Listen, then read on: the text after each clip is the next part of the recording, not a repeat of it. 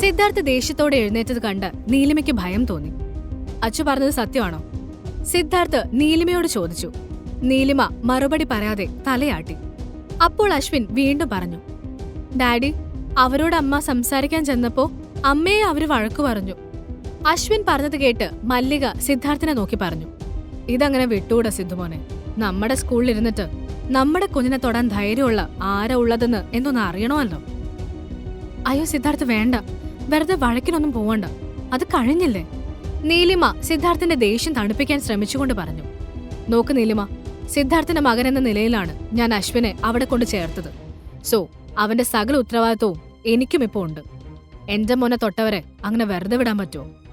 സിദ്ധാർത്ഥ് ചോദിച്ചു. അവൻ അശ്വിനെ നോക്കി എന്റെ മോനെന്ന് പറഞ്ഞത് നീലിമയ്ക്ക് വളരെ ഇഷ്ടമായി. സിദ്ധാർത്ഥ്, ഇപ്പോ നിങ്ങൾ അവിടെ വഴക്കിന് പോയാ അത് അശ്വിനെ ബാധിക്കില്ലേ? അശ്വിൻ പറഞ്ഞതൊക്കെ സത്യം തന്നെയാണ്, ഇല്ലെന്ന് ഞാൻ പറയുന്നില്ല. ആ സമയം ഞാനും വല്ലാത്ത ദേഷ്യത്തിലാണ് അവരോട് സംസാരിച്ചത്. അവിടുത്തെ CCTV വർക്കിംഗ് ആയിരുന്നെങ്കിൽ ഞാൻ അപ്പോൾ തന്നെ പോലീസിനെ വിളിച്ചേനെ.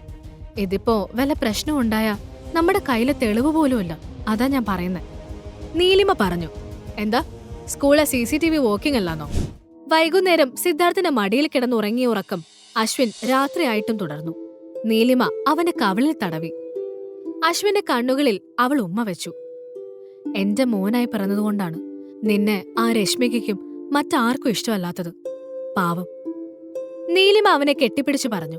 അതുവഴി മുറിയിലേക്ക് പോവുകയായിരുന്ന സിദ്ധാർത്ഥ് അത് കേട്ട് നീലിമയുടെ മുറിക്ക് മുന്നിൽ വന്നു നിന്നു.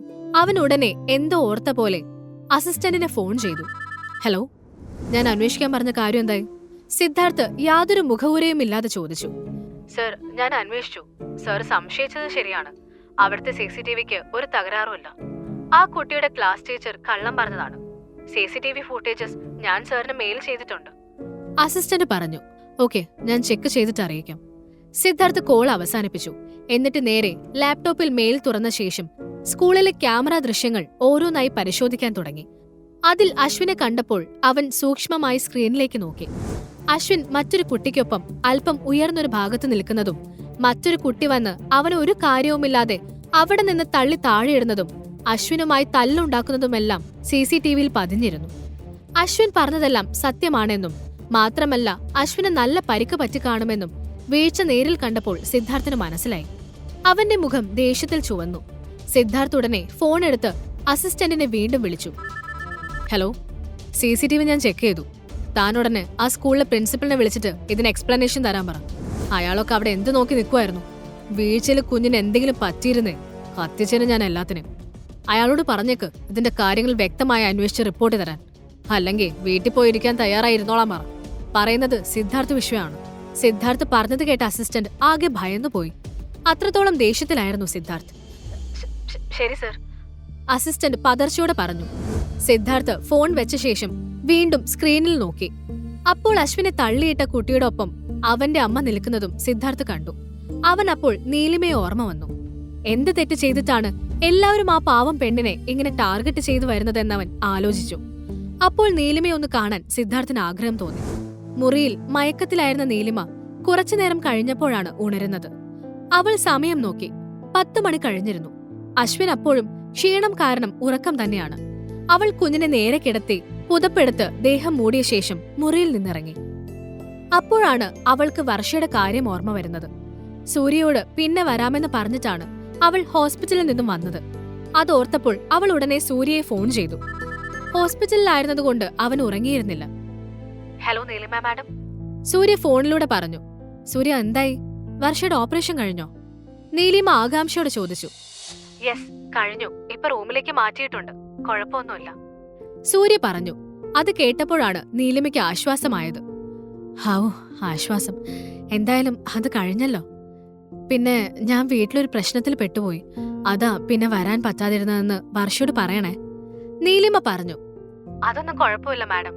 അല്ലെങ്കിൽ തന്നെ നിങ്ങൾ ഞങ്ങൾക്ക് വേണ്ടി ഒരുപാട് കഷ്ടപ്പെട്ടിട്ടുണ്ട്. വർഷയോട് ഞാൻ പറഞ്ഞോളാം, സൂര്യ പറഞ്ഞു. സൂര്യ, എന്നാ ശരി. അവളൊന്ന് ഓക്കെ ആയ ശേഷം ബാക്കി കാര്യങ്ങൾ നോക്കണേ. സീരീസിന്റെ ഷൂട്ടിംഗ് ഉടനെ സ്റ്റാർട്ട് ചെയ്യുമെന്ന് തോന്നുന്നു, നീലിമ വീണ്ടും പറഞ്ഞു. Okay madam. അല്ല, വീട്ടിലെ പ്രശ്നം എന്നിട്ട് സോൾവ് ആയോ? സൂര്യ ആവലാതിയോട് ചോദിച്ചു. യെസ്, കുഴപ്പമൊന്നുമില്ല. എന്നാ ശരി, നീ കിടന്നോ. നീലിമ അത്രമാത്രം പറഞ്ഞ ശേഷം ഫോൺ കട്ട് ചെയ്തു. അവൾ മുറിവിട്ട് പുറത്തേക്ക് വന്നപ്പോൾ സിദ്ധാർത്ഥിന്റെ മുറിയിൽ മാത്രം വെളിച്ചമുണ്ട്. മല്ലിക ഉറങ്ങിയിരുന്നു. നീലിമ ആരെയും ബുദ്ധിമുട്ടിക്കാൻ നിൽക്കാതെ നേരെ കിച്ചണിലേക്ക് ചെന്നു. അവൾ ചെന്ന് ഫ്രിഡ്ജ് തുറന്നു. അതിൽ പക്ഷേ അപ്പോൾ കഴിക്കാൻ പാകത്തിന് ഒന്നും ഉണ്ടായിരുന്നില്ല. ഓ പുല്ല്, ഇനി എന്തു ചെയ്യും? നീലിമ സ്വയം ചോദിച്ചു.